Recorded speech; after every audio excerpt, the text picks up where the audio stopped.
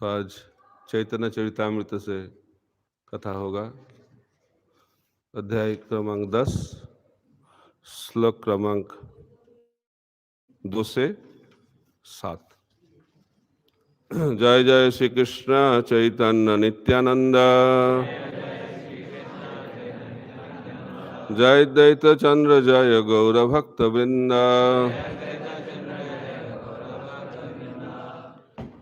এই মালির এই বৃক্ষে রখত কথন,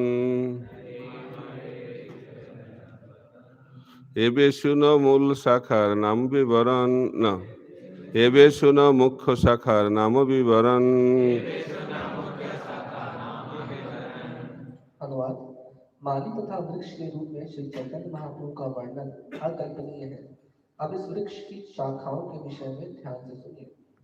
চৈতন্য গোসাইর যত পারিষদ পারিষদতায় পারিষদচয়, গুরু লঘু ভাব তার না হয় নিশ্চয়। अनुवाद। श्री चैतन्य महाप्रभु के अनेक पार्षद थे, किंतु उनमें से किसी को भी ऊंचा या नीचा नहीं समझना चाहिए। इसका निर्धारण नहीं किया जा सकता। যত যত মহান্ত কইলা তা সবার গণন, কেহ করিবারে নারে জ্যেষ্ঠ লঘুক্রম। अनुवाद। श्री चैतन्य महाप्रभु के संप्रदाय के सारे महापुरुषों की गणना इन भक्तों में होती है, किंतु इनमें कौन छोटा है और कौन बड़ा, इसका अंतर नहीं हो सकता। অতএব তা সবারে করি নমস্কার, নাম মাত্র করি দোষ না লবে আমার। अनुवाद। मैं उन सबको आदर स्वरूप नमस्कार करता हूँ। मेरी उनसे विनती है कि वे मेरे अपराधों पर ध्यान न दें। तब एक साथ वंदे श्री कृष्ण चैतन्य प्रेमामर तरो प्रियान, शाखा रूपान भक्त गणा, कृष्ण प्रेम फल प्रदान। वंदे श्री कृष्ण चैतन्य प्रेमामर तरो प्रियान, शाखा रूपान भक्त गणा, कृष्ण प्रेम फल प्रदान। अनुवाद। मैं भगवत प्रेम के शाश्वत वृक्ष रूपी श्री चैतन्य महाप्रभु के समस्त प्रिय भक्तों को नमस्कार करता हूँ। मैं इस वृक्ष की समस्त शाखाओं रूपी महाप्रभु के उन भक्तों को नमस्कार करता हूँ जो कृष्ण प्रेम रूपी फल का वितरण करते हैं। तात्पर्य। श्री कृष्णदास कविराज गोस्वामी चैतन्य महाप्रभु के समस्त प्रचार भक्तों को ऊंच नीच का भेदभाव के बिना नमस्कार करते हुए एक उदाहरण प्रस्तुत करते हैं, किंतु दुर्भाग्यवश इस समय भगवान चैतन्य के ऐसे अनेक मूर्ख तथा कथित भक्त हैं जो ऐसा भेद करते हैं। उदाहरणार्थ, प्रभुपाद की उपाधि आध्यात्मिक गुरुओं को विशेषकर प्रख्यात गुरुओं को अर्पित की जाती है, जैसे श्रील रूप गोस्वामी प्रभुपाद, श्रील जीव गोस्वामी प्रभुपाद या श्रील भक्ति सिद्धांत सरस्वती गोस्वामी प्रभुपाद। किंतु जब हमारे शिष्यों ने अपने गुरु को प्रभुपाद के रूप में संबोधित करना चाहा, तो कुछ मूर्ख लोग ईर्ष्या करने लगे। वे हरे कृष्ण आंदोलन के प्रचार कार्य पर विचार किए बिना ही हमारे शिष्यों से इसलिए ईर्ष्या करने लगे क्योंकि उन्होंने अपने गुरु को प्रभुपाद कहकर संबोधित करना शुरू कर दिया था। फलतः उन्होंने कृष्ण भावनामृत आंदोलन के महत्व को कम करने के लिए अन्य ऐसे ही ईर्ष्यालु व्यक्तियों के साथ मिलकर एक गुट बना लिया। ऐसे ही मूर्खों को सुधारने के उद्देश्य से कृष्णदास कविराज गोस्वामी स्पष्ट कहते हैं कि यह करिबारे नारे ज्येष्ठ लघुक्रम। जो कोई भी श्री चैतन्य महाप्रभु के संप्रदाय का प्रामाणिक प्रचारक होगा, उसे महाप्रभु के असली भक्तों का सम्मान करना चाहिए। उसे किसी एक प्रचारक को महान और दूसरे को तुच्छ मानकर ईर्ष्या नहीं करनी चाहिए। यह भौतिक भेदभाव है जिसका आध्यात्मिक स्तर पर कोई महत्व नहीं है। इसलिए कृष्णदास कविराज गोस्वामी चैतन्य महाप्रभु संप्रदाय के उन समस्त प्रचारकों का समान रूप से आदर करते हैं जिसकी उपमा वृक्ष की शाखाओं से की गई है। इस्कॉन भी इसमें से एक शाखा है। अतएव महाप्रभु के समस्त निष्ठावान भक्तों द्वारा इसका आदर किया जाना चाहिए। हो गया। मुकम करोति वाचलम पंगुल लंघयते गिरिं जत्कृपा तमहं वंदे श्री गुरुं दिनतारिणं परमानंद माधवं श्री चैतन्य।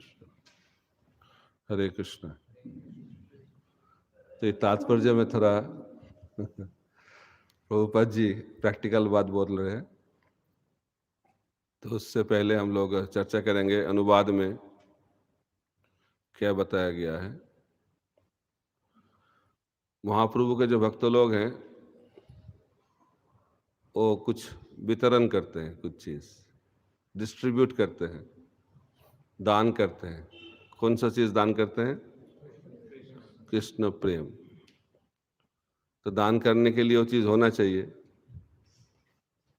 इसलिए चैतन्य महाप्रभु को हम लोग पूजा करते हैं, उपासना करते हैं, लेकिन उनका उद्देश्य क्या है? कृष्ण प्रेम प्राप्त करना। ये हमारा जिंदगी का, जीवन का, भक्ति जीवन का लक्ष्य है। महाप्रभु भी बताते हैं, आराध्य भगवान ब्रजस तनय तद्धाम वृंदावनम रम्मा कचित उपासना ब्रजबधु वर्ग न जकल्पिता श्रीमद् भागवतम प्रमाणमलम प्रेमापुमार्थ महान श्री चैतन्य महाप्रभुर मतमिदम तत्रादर न परः। तो इस श्लोक में महाप्रभु का जो शिक्षा सिद्धांत बहुत सरल रूप से बताया गया है। तो इसमें बताया गया है आराध्य भगवान कौन है?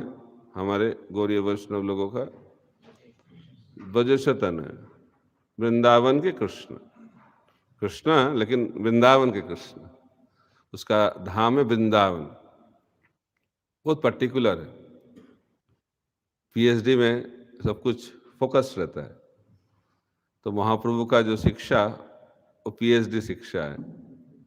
तो इसलिए बताया गया है जिधर भगवत गीता का अंत होता है उधर भागवतम का शिक्षा चालू होता है, और जिधर भागवतम का शिक्षा अंत होता है उधर से श्री चैतन्य चरितामृत का शिक्षा चालू होता है। तो हमारे आचार्य लोगों का चैतन्य चरितामृत बहुत प्रिय है, विशेष करके श्रील भक्ति सिद्धांत सरस्वती ठाकुर प्रभुपाद और इस्कॉन के प्रतिष्ठित आचार्य इस डिवाइन ग्रेस श्री भक्ति वेदांत स्वामी श्री प्रभुपाद के सबसे प्रिय ग्रंथ है श्री चैतन्य चरितामृत। तो श्रील भक्ति सिद्धांत सरस्वती ठाकुर प्रभुपाद बताते हैं, तो बाढ़ आ गया, बहुत पानी घुस गया घर में, तो कोई चीज ले जाने का लिए कोई संभव नहीं है, भागना पड़ेगा। तो क्या करना चाहिए? सब कुछ छोड़ के जाना चाहिए, लेकिन 3 चीज लेके जाना चाहिए, गीता, भागवत और चैतन्य चरितामृत। उसके बाद पानी और भी बढ़ रहा है, तो 3 चीज एक साथ लेके जाना कठिन हो रहा है। 2 चीज मैक्सिमम ले जा सकते हैं। तो क्या करना चाहिए? गीता को छोड़ के, जो गीता के प्रेमी है थोड़ा दुखी मत होइए, ये थोड़ा चैतन्य चरितामृत के बारे में बता रहा है। तो अभी पानी और भी बढ़ रहा है, तो दोनों ग्रंथ भी ले नहीं जा सकते अब। तो क्या करेंगे? तो और एक ग्रंथ को छोड़ना पड़ेगा, तो भागवत को छोड़ देना चाहिए। तो भागवत प्रेमी लोग थोड़ा दुखी मत होइए। उसके बाद पानी और बढ़ रहा है, तो क्या करना चाहिए? एक ग्रंथ भी लेना बहुत कठिन है। तो ये बता रहा है पानी में डूब के मर जाओ, लेकिन चैतन्य चरितामृत मत छोड़ो। तो इससे पता चलता है चैतन्य चरितामृत कितना महत्वपूर्ण है गौरीय वैष्णव लोगों के लिए। ये हमारा आधार है, ये हमारा जीवन है। तो श्रील प्रभुपाद जी बताते हैं, जब वो जा रहे थे जलदूत में, कोई तो है नहीं, वृंदावन का विरह उनको बहुत पीड़ा दे रही थी। तो तब उन्होंने बता रहे थे हमारा जो वो प्राण धारण करके रख रहे थे, किसके कारण? चैतन्य चरितामृत के कारण। तो इस चैतन्य चरितामृत में बताया गया है जिंदगी का लक्ष्य क्या है, तो महाप्रभु भी बताते हैं कौन सा भगवान हमारा आराध्य भगवान है। वृंदावन के कृष्ण, द्वारका के कृष्ण नहीं, मथुरा के कृष्ण नहीं, वृंदावन के कृष्ण। क्यों ऐसा है? क्योंकि वृंदावन के कृष्ण, उसमें भक्त लोगों का जो संबंध है रसों का, वो पूर्ण हो जाता है। तो इसलिए बताया गया है द्वारका में भी भगवान पूर्ण है कृष्ण, मथुरा में पूर्णतर और वृंदावन में पूर्णतम। और ये भी बताया गया है, रूप गोस्वामी बताते हैं उपदेशामृत में, वैकुंठ से ऊपर है मथुरा, मथुरा से भी श्रेष्ठ है वृंदावन, वृंदावन से श्रेष्ठ है गोवर्धन, और गोवर्धन से श्रेष्ठ है राधा कुंड। एक ऐसा कारण उन्होंने बताया, लेकिन उसका और एक बहुत अच्छा कारण बताया रसभेद में। तो वैकुंठ में भगवान के साथ भक्त लोगों का संबंध बहुत अच्छा है, लेकिन दास्य भाव मुख्य है। तो 2.5-5 रस है, तो वैकुंठ में उसके 5 का हाफ, आधा, 2.5 रस में भगवान के भक्त लोग भगवान के साथ संबंध जोड़ते हैं।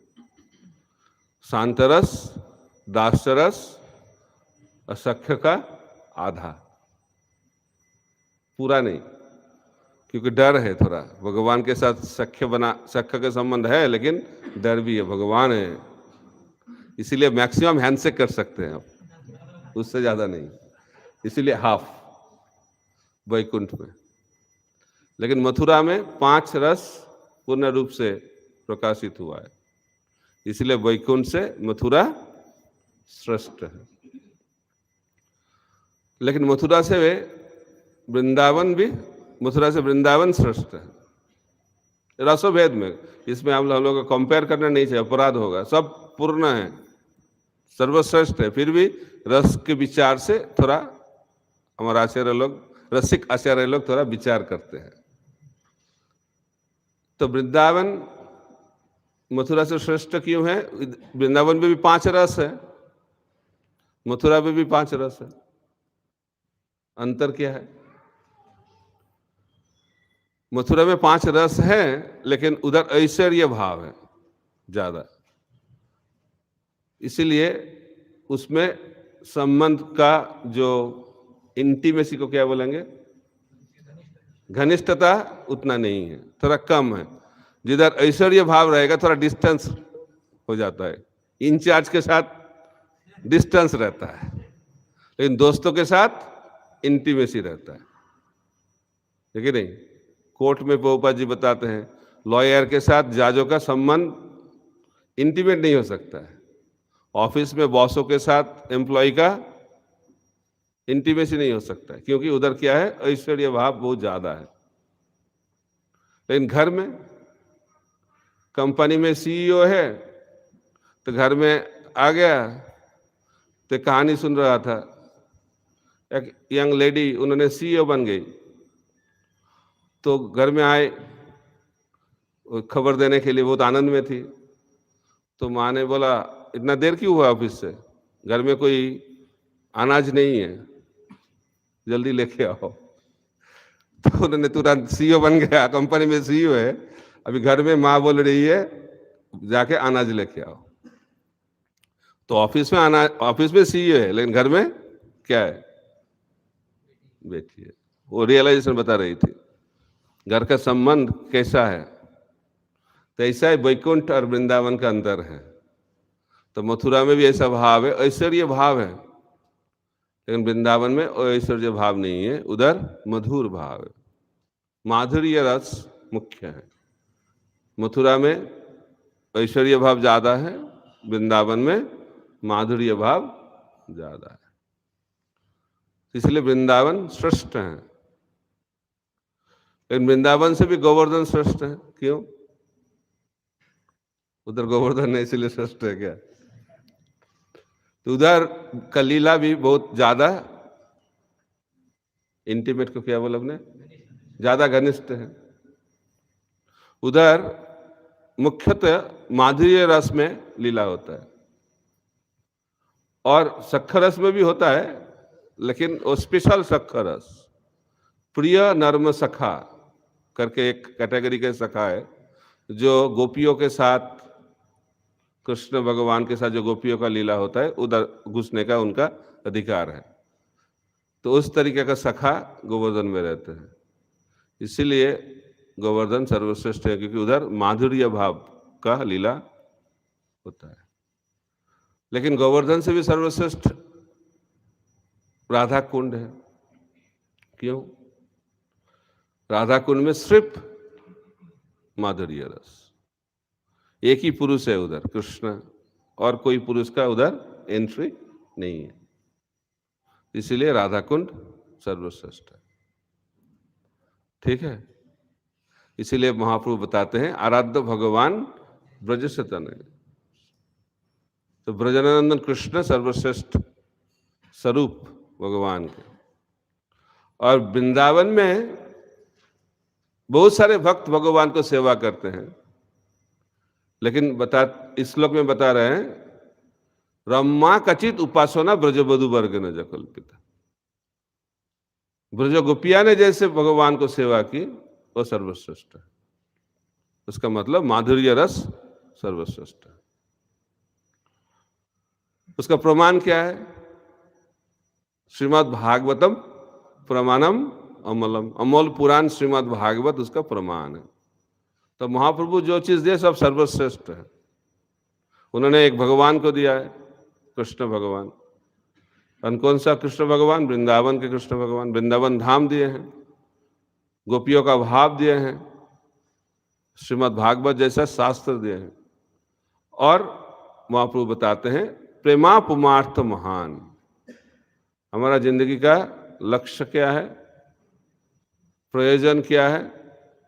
प्रेम, कृष्ण प्रेम, ये जिंदगी का लक्ष्य है। गौरीय वैष्णव लोग और कुछ नहीं मांगते। क्या मांगते भगवान से? कृष्ण प्रेम। और गोपियां तो कृष्ण प्रेम भी नहीं मांगते हैं, उसके लिए कृष्ण प्रेम तो डिस्टर्बेंस है। तो एक बार गोपियां सब सेवा कर रही थी, भगवान उसके प्रेम आ गए, अष्ट सात्विक विकार आ गए, तो सेवा में डिस्टर्ब आ गया। तो उन्होंने बोला प्रेम थोड़ा दूर रहो, मेरे को सेवा करने दो। सेवा भाव सर्वश्रेष्ठ है। तो इसीलिए ब्रजवासी लोग कृष्ण प्रेम भी नहीं मांगते, सिर्फ भगवान का सेवा। इसीलिए महाप्रभु बताते हैं न धनंग न जनंग न सुंदरिंग कवितांग व जगदीश काम मम जन्म निजन्म निश्चरे भवताद भक्तिर अहित की तई। अहित की भक्ति, कोई कारण नहीं होना चाहिए, सिर्फ सेवा। सेवा में संतुष्ट रहना चाहिए। इसलिए भगवान भी बताते हैं, गोपियों लोगों को भगवान बताते हैं आपने इतना सेवा की, लेकिन उस सेवा का प्रतिदान मैं नहीं दे सकता। मैंने तो गीता में बता दिया है जे जथा मांग प्रपद्यन्ते तांग तथैव भजम हम, लेकिन वो जो श्लोक गीता का आपके लिए अप्लाई नहीं होगा। आप सेवा में संतुष्ट रहिए, यही भगवान का दान है गोपियों के लिए। क्या बोल रहे भगवान? आप सेवा में संतुष्ट रहो, ये सर्वश्रेष्ठ स्थिति है। तो इसीलिए कौन आनंद में रह सकता है? जो इस भाव को प्राप्त कर पाएगा। ये फ्री में मिलता है, ठीक है ना। सेवा, सेवा बहुत इंपॉर्टेंट चीज है।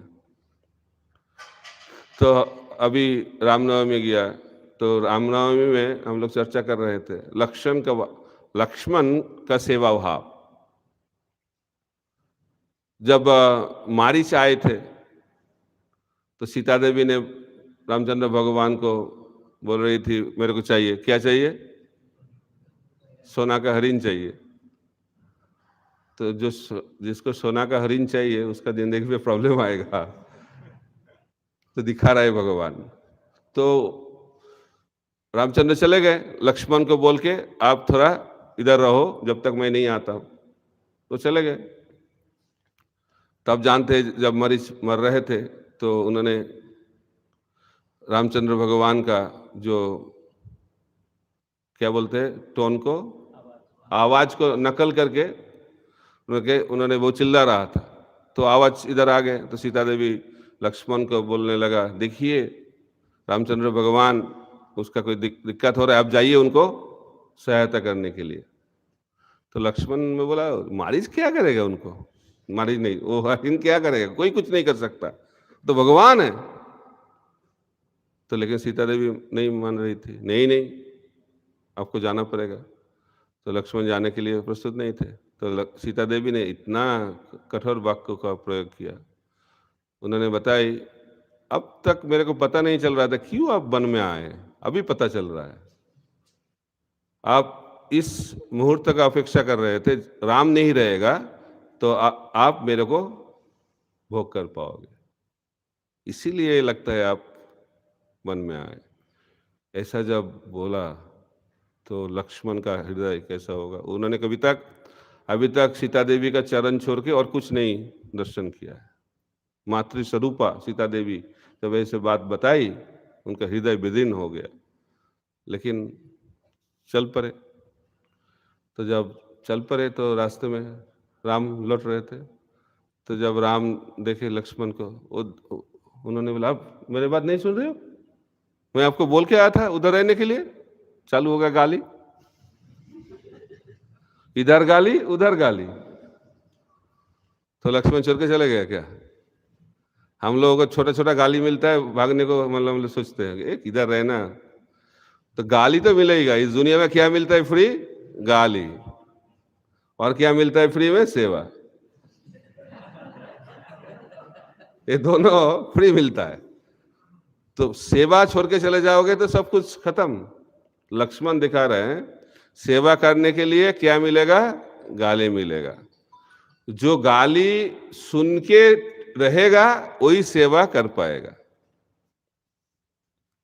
गाली सुनने का इच्छा नहीं है तो सेवा में ज्यादा दिन तक नहीं रह पाओगे। इसीलिए गाली तो सुनना ही पड़ेगा। एक ब्रह्मचारी आए, गुरुदेव को बोल रहे हैं, इस्कॉन की कहानी है, मैं शादी करना चाहता हूं। क्यों, बोल रहे टेम्पल कमांडर बहुत गाली दे रहे हैं, मेरे को अच्छा नहीं लग रहा है। तो गुरुदेव ने बताया, शादी करने के बाद आपका पत्नी गाली देगी तो क्या होगा। तो उन्होंने बोला, इधर टेम्पल कमांडर का गाली सुनना पड़ेगा, उधर पत्नी का गाली सुनना पड़ेगा। गाली से तो हम लोग बच नहीं पाएंगे, तो अभी आपको ये सिद्धांत लेना पड़ेगा, टेम्पल कमांडर का गाली चाहिए नहीं पत्नी का गाली चाहिए, तो गाली तो मिलेगा। तो यही इस दुनिया का क्या है, स्वभाव है। तो लक्ष्मण जी दिखा रहे हैं, भगवान का सेवा हमारा जिंदगी का सबसे बड़ा संपन्न है, उसको छोड़ना नहीं चाहिए। हर स्थिति में सेवा में लग के रहना चाहिए। तो लक्ष्मण जी दिखा रहे हैं। तो हम लोग चर्चा कर रहे थे, सेवा ही सर्वश्रेष्ठ स्थिति है। तो वो स्थिति जब प्रेम आएगा तो स्वाभाविक स्थिति बन जाता है। लक्ष्मण सेवा कर पाए क्यों, उनके हृदय में रामचंद्र के लिए बहुत प्रेम है, सीता मैया के लिए बहुत प्रेम है। तो इसीलिए प्रेम होना बहुत जरूरी है। इसीलिए महाप्रभु बताते हैं, प्रेमापुमार्थ महान, कृष्ण प्रेम प्राप्त करना बहुत जरूरी है। जब तक कृष्ण प्रेम नहीं होगा तब तक आनंद नहीं मिलेगा, और जब तक आनंद नहीं मिलेगा तब तक हम लोग ठीक से सेवा नहीं कर पाएंगे।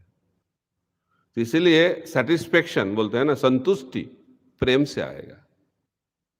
संतुष्टि अचीवमेंट से नहीं आएगा। अचीवमेंट को हिंदी में क्या बोलेंगे, सफलता नहीं, उससे भी ज्यादा हिंदी उपलब्धि नहीं, अचीवमेंट को उपलब्धि क्यों बोलेंगे, रियलाइजेशन को उपलब्धि कहते हैं ना, अचीवमेंट को बोलते हैं उपलब्धि। रियलाइजेशन साक्षात्कार और अचीवमेंट को उपलब्धि, ठीक है। बांग्ला में उपलब्धि को रियलाइजेशन को उपलब्धि कहते हैं। तो उपलब्धि और अचीवमेंट अच्छा रहेगा। अचीवमेंट हम लोगों को सेटिस्फेक्शन नहीं दे सकता, संतुष्टि नहीं दे सकता। ये सिद्धांत को समझना बहुत जरूरी है। हम लोग सोचते हैं अचीवमेंट करके कुछ दिखा देंगे तो संतुष्टि मिलेगा। ये सबसे बड़ा इल्यूशन है माया का, और हम लोग इस चक्कर में पड़ जाते हैं। उन्होंने उतना कुछ किया, मैंने क्या किया, मैं तो एक ही कॉलेज से ग्रेजुएट हूं, एक ही साथ ज्वाइन किया, उन्होंने इतना कुछ कर रहा है, मैं कुछ नहीं कर पाऊं, डिप्रेशन में चले जाते हैं, है कि नहीं? तो अचीवमेंट हो उसमें भी डिप्रेशन आएगा, अचीवमेंट नहीं हो उसमें भी डिप्रेशन आएगा। क्योंकि इस जगत क्या देते हैं? डिप्रेशन देते हैं। इस दुनिया का नियम है। तो ये मोटिवेशन रहेगा, अचीवमेंट मोटिवेशन रहेगा। अचीवमेंट में कोई प्रॉब्लम नहीं है, लेकिन अचीवमेंट जीवन का लक्ष्य बन जाएगा तो उससे क्या मिलेगा? फ्रस्ट्रेशन मिलेगा। और जितना अचीवमेंट मिलेगा फ्रस्ट्रेशन उतना ज्यादा होगा। ये जिंदगी का नियम है। तो इसको जो समझ पाते हैं वो अचीवमेंट के पीछे नहीं भागते हैं। वो किसके पीछे भागते हैं? सेवा के पीछे भागते हैं।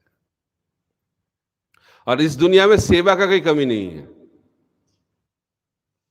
भगवान सेवा का एक दरवाजा बंद कर देगा तो 10 दरवाजा खोल देगा। ये भगवान का करुणा है। इसीलिए हम लोग आसक्त होना है तो किसके लिए आसक्त होना चाहिए? सेवा के लिए। इसलिए बताते हैं डोंट बिकम अट्रैक्टेड और attached to the position of service, be attracted और attached to the principle of service. क्योंकि पोजीशन ऑफ सर्विस थोड़ा लिमिटेड है और उसमें फ्रस्ट्रेशन ज्यादा आता है। उनको ये पोजीशन मिल गया, मेरे को मिला नहीं। लेकिन हम लोग नहीं बोलते उसको इतना सेवा मिल रहा है, मेरे को नहीं मिल रहा है, ये नहीं बोलता हूं हम लोग। तो आप करते रहो, ठीक है, आप करते रहो और करो, लेकिन मेरे को पोजीशन दे दो। हम लोगों का इंटरेस्ट किस में है? पोजीशन में। यही समस्या है।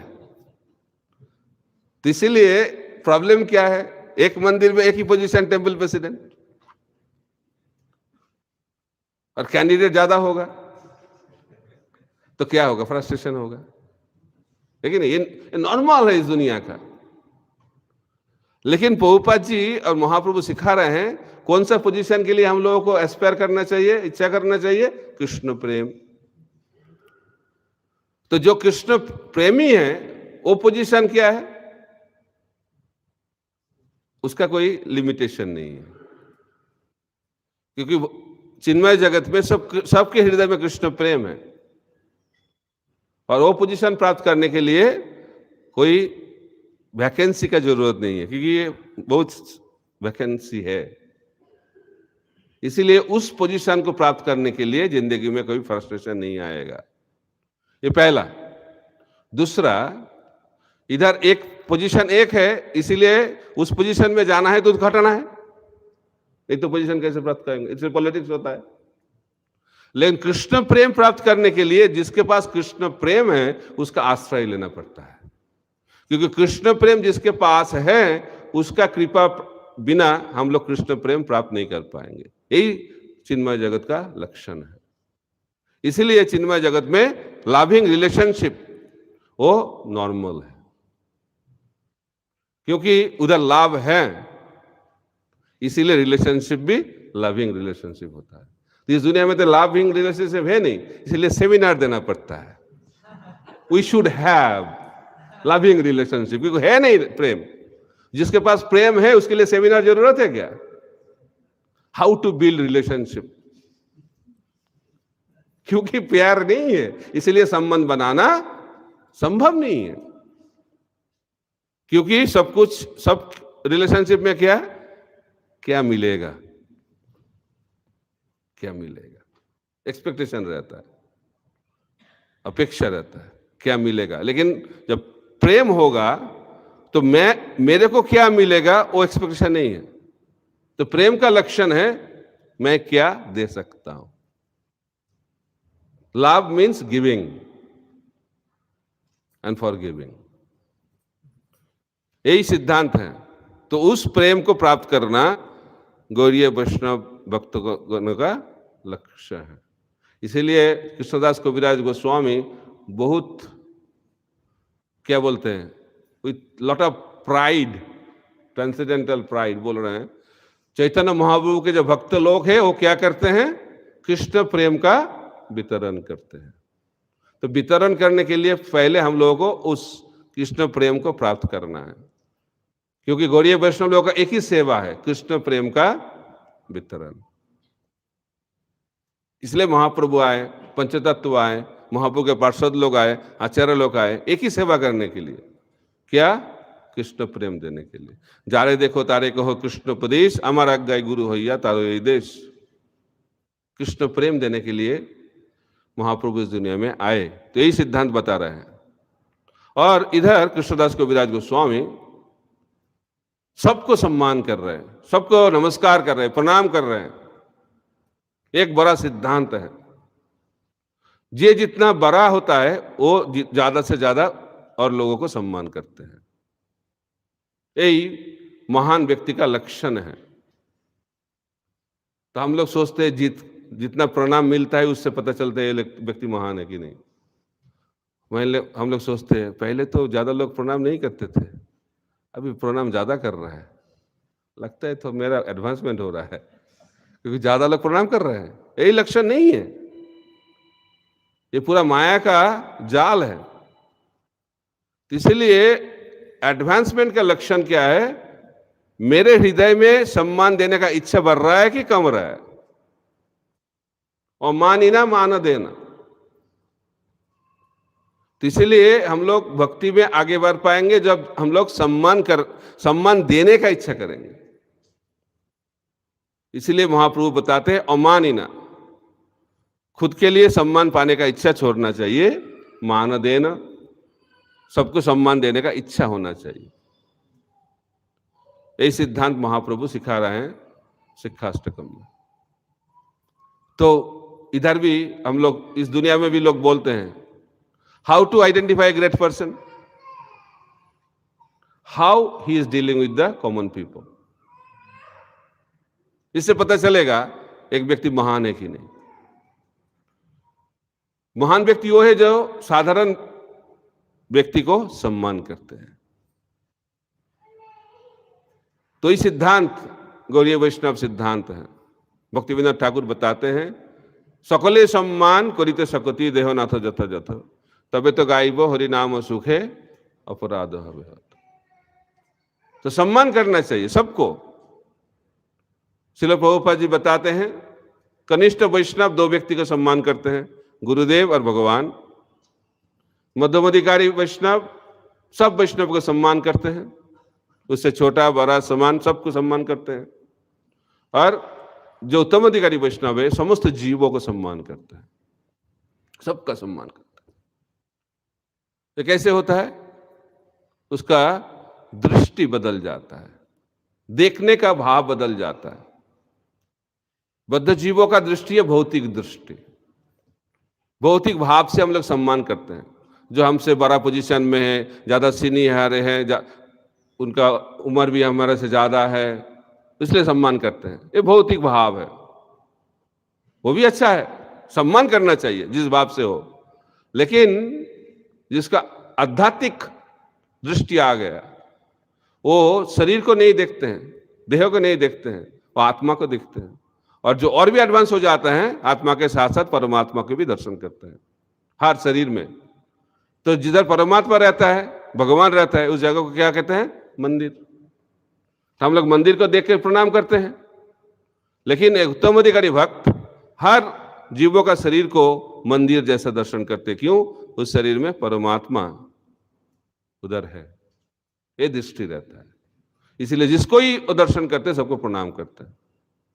तो रघुनाथ दास गोस्वामी जब राधा कुंड में थे, हर रोज मिनिमम 2000 बार वैष्णव प्रणाम करते थे, मिनिमम। हम लोगों का एक बार करने से दिक्कत होता है, हम मॉर्निंग में वांछाकल्पतरु करना भी दिक्कत होता है, वो भी मैकेनिकली करते हैं हम लोग, क्योंकि भाव नहीं है, भक्ति नहीं है, सम्मान नहीं है। तो इसीलिए सीखना चाहिए प्रणाम करना। इसलिए भगवान के सामने आके प्रणाम करना, इच्छा हो व ना हो, यही शरीर का तपस्या है। भगवान श्री कृष्ण गीता में बताते हैं मन का तपस्या, शरीर का तपस्या। उधर भगवान बताते हैं भगवान के सामने आके प्रणाम करना, गुरुजनों को प्रणाम करना बहुत जरूरी है हम लोगों को, हमारा जो भाव उसको परिवर्तन करने के लिए। इसीलिए हम लोगों को प्रणाम करना बहुत जरूरी है। इसीलिए मंगला आरती में हम लोग आते हैं, प्रणाम करते हैं, इच्छा हो व ना हो। ऐसे जब अभ्यास करेंगे तो धीरे धीरे धीरे धीरे ये स्वभाव बन जाएगा। तो उत्तम अधिकारी भक्त लोग स्वाभाविक भाव से प्रणाम करते हैं सब लोगों को, क्योंकि उत्तम अधिकारी भक्त लोग सबके हृदय में भगवान को दर्शन करते हैं। तो जब तक वो नहीं होता है तब तक हम लोगों को अभ्यास करना चाहिए, सबको प्रणाम करना, सबको सम्मान करना। वही सिद्धांत बता रहे हैं। और ये संभव होता है जब हृदय ईर्ष्या से मुक्त होता है। प्रभुपाद जी तात्पर्य में बताते हैं ईर्ष्या के कारण हम लोग सम्मान नहीं कर पाते हैं। तात्पर्य में प्रभुपाद बता रहे हैं ईर्ष्या के कारण बहुत लोग निंदा करते हैं, और जब हृदय शुद्ध हो जाता है तो उस हृदय से सम्मान निकलता है, और जिस हृदय में ईर्ष्या है उस हृदय से क्या निकलता है? निंदा निकलता है। तो इसीलिए हम लोगों को हृदय को परिवर्तन करना चाहिए, ईर्ष्या से मुक्त होकर सबको सम्मान करने का शिक्षा प्राप्त करना चाहिए। इसमें क्या होगा? हम लोग आनंद में रहेंगे। हम लोग सब आनंद चाहते हैं, और ये आनंद का फॉर्मूला महाप्रभु सिखा रहे हैं। हम लोग आनंद के खोज में हैं, लेकिन आनंद इधर ही है। सिंपल चीज है, सबको सम्मान करो, सबको आनंद दो। जब ऐसा भाव आ जाएगा तो हम लोग आनंद में रहेंगे। तो हम लोग और किसी को दुख देंगे और आनंद प्राप्त करना चाहते हैं तो दुख मिलेगा, आनंद नहीं मिलेगा। जो हम लोग देते हैं वही मिलता है। इसलिए जो बुद्धिमान होते हैं वो सबको आनंद देते हैं, और उस आनंद देने के माध्यम से उसके जिंदगी में भी आनंद मिलता है। इसीलिए इधर बताया गया है भक्त लोग जानते हैं कैसे भक्त लोग और जीवों का आनंद प्राप्त होगा। कृष्ण प्रेम वितरण करने से ही आदमी लोग, इस दुनिया के मनुष्य बद्ध जीव आनंद को प्राप्त कर पाएंगे। इसीलिए महाप्रभु के भक्त लोग, महाप्रभु के पार्षद लोग ये कृष्ण प्रेम को इस दुनिया में बांटते हैं, और यही इस श्लोक में यही बताया गया है। हरे कृष्ण कृष्ण कृष्ण हरे हरे, हरे राम राम राम हरे हरे। श्री चैतन्य चरितामृत की जय, श्रील प्रभुपाद की जय, श्रीमन महाप्रभु की जय। कुछ प्रश्न है क्या? 9 बज गया। कॉर्डलेस माइक दीजिए।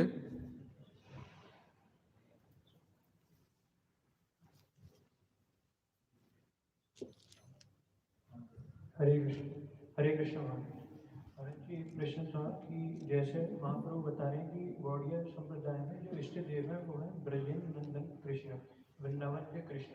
और महाराज जी थोड़ा इसमें कंफ्यूजन होता है, जैसे भक्ति सिद्धांत ठाकुर महाराज जी का पास टाइम था, तो राधा कुंड पे एक व्यक्ति परिक्रमा कर रहा था, तो उन्होंने अपने शिष्य से पूछा कि ये राधा कुंड पे क्यों परिक्रमा कर रहा है, एक ये वाला। और दूसरा भक्ति विनोद ठाकुर एक वैष्णव सॉन्ग में लिखते हैं कि जहाँ पे अगर केवल कृष्णा है मैं वहाँ नहीं जाऊँगा जहाँ राधा रानी कृष्ण दोनों हैं।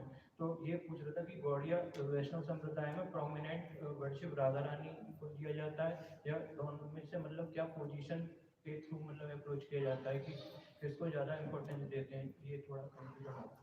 इसलिए तो आपको इस वृंदावन कृष्ण के माध्यम से महाप्रभु सिखा रहे हैं किसका प्रोमिनेंस है। कृष्ण का प्रोमिनेंस है नहीं। कृष्ण तो द्वारका में भी है, मथुरा में भी है, उसका प्रोमिनेंस नहीं है। इसलिए बोल रहे किधर किसको होना चाहिए? वृंदावन में होना चाहिए। और वृंदावन में कौन प्रधान है? राधा रानी है। इसीलिए हम लोग कृष्ण को पूजा करते हैं। क्यों? क्योंकि राधा रानी उनकी पूजा करती है। तो राधा रानी नहीं करेंगे तो हम लोग भी नहीं करेंगे। ऐसा कभी नहीं होगा क्योंकि राधा रानी उनका ही करेंगे। लेकिन ये भाव है, देखिए। तो हम लोग राधा रानी के अनुयायी हैं, इसलिए इसे कहते हैं गौड़ीय।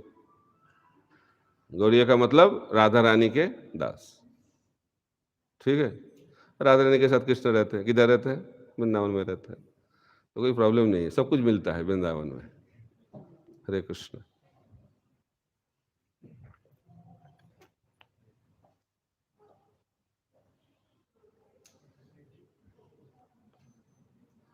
हरे कृष्ण महाराज जी। महाराज जी, मेरा एक प्रश्न था। आपने कहा था कि हमको दो चीजें फ्री में मिलेंगी, गाली और सेवा। और प्रसाद मिलता है। जब गाली मिलेगा, दुख होगा, तो प्रसाद लीजिएगा। और अपने लक्ष्मण जी के पास टाइम से बताया था कि लक्ष्मण जी ने वो गाली को सहा क्योंकि उनका राम के प्रति प्रेम था, लेकिन ऐसे बद्ध अवस्था में हमारा भगवान के प्रति प्रेम नहीं है। हम तो भगवान से अपना संबंध स्थापित करने का दोबारा पुनः प्रयास कर रहे हैं। तो इस स्थिति में वो गाली और वो सारे सर्कमस्टेंस को सहने के लिए हमारे पास क्या क्वालिटी हमको एक्वायर करना चाहिए, किस क्वालिटी के लिए भगवान से प्रे करना चाहिए कि हम सेवा में बने रहें। इसलिए भक्ति सिद्धांत सरस्वती प्रभुपाद बताते हैं, कौन आश्रम में रह पाएगा, वो बताते हैं बांग्ला में, जे सहे से रहे। जिसको सहन करने का शक्ति होना चाहिए। प्यार तो बाद में होगा, पहले सहन करना सीखो। साधन भक्ति में सबसे बड़ा गुण है सहन करना। तो कौन सहन कर पाएगा? उससे पहले बता दिया है, तीनादपि सुनी ना, विनम्रता होना चाहिए। अहंकार जब होगा, कुछ बोलेगा, हाँ मैं इधर रहूं, मेरा पिताजी ने मैं ऐसा गाली नहीं दिया, आपका खाता हूं क्या इधर, मैं जा रहा हूं, ऐसा भाव आएगा कि अहंकार है। इसीलिए प्रभुपाद जी, आप जिधर से भी हो, इधर आके क्लीनिंग कराता है कि नहीं? टॉयलेट क्लीनिंग, घर का सफाई, जो क्लीनिंग सर्विस होगा ना, चेतोदर्पण मार्जनम, तो हम लोग बोलते हैं मायापुर में, clean the Dham, clean Dham, clean your heart, something like that. तो हम लोग जब मंदिर को सफाई करेंगे तो हृदय कभी सफाई होगा। इसीलिए विनम्रता भाव से सेवा करना बहुत जरूरी है, तब सहन करने का शक्ति आएगा, ठीक है। इसीलिए सफाई करते रहो। हरे कृष्ण। लक्ष्मी जी भी सफाई करती है वैकुंठ में, उधर कोई धूल नहीं है, फिर भी सफाई करती है। ये भाव है, सेवा भाव, ठीक है। इसी सवाल में गुरु जी ने पूछा है, राधा और कृष्ण का तो थोड़ा क्लियर होता है, लेकिन महाप्रभु का थोड़ा कंफ्यूजन फिर से हो जाता है। कंफ्यूजन? महाप्रभु सब कंफ्यूजन क्लियर कर रहा है। कभी कभी सनातन गोस्वामी बोलते हैं महाप्रभु जी कि मैंने जानता कृष्ण कौन है, मुझे हाँ। आप बताएं, हाँ। आप मेरे स्वामी हैं। तो महाप्रभु को हम स्वामी के रूप में स्वीकार करते हैं कि उनको गुरु के रूप में, उनको शिक्षाएं भी देते हैं कैसे कृष्ण की भक्ति करें, क्या है? महाप्रभु गौरी वैष्णव का भगवान है ना, उनको छोड़ के राधा कृष्ण को पकड़ोगे तो कुछ नहीं मिलेगा।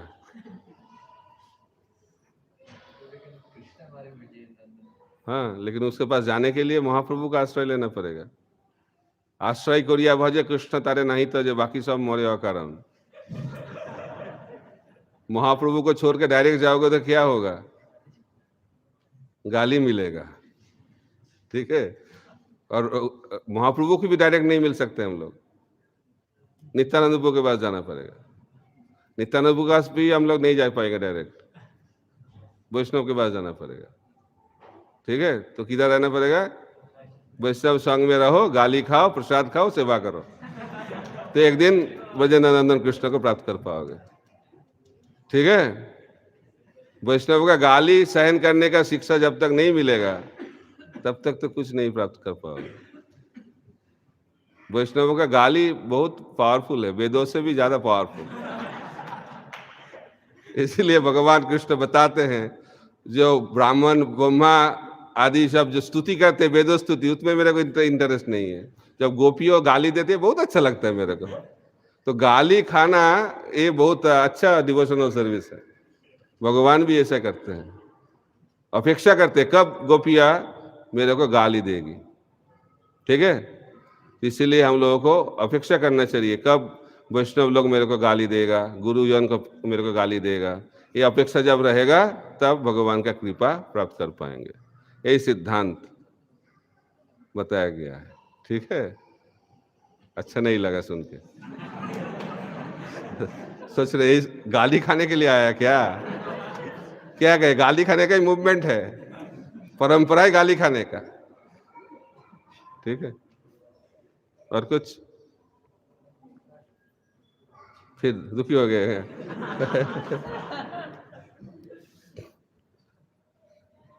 हरे कृष्णा महाराज। महाराज जी, जैसे आपने बताया था कि अचीवमेंट से कभी भी संतुष्टि नहीं मिलती है, अगर एक अचीवमेंट्स का हुआ है, बट जैसे अगर बट इससे ही पता चलता है।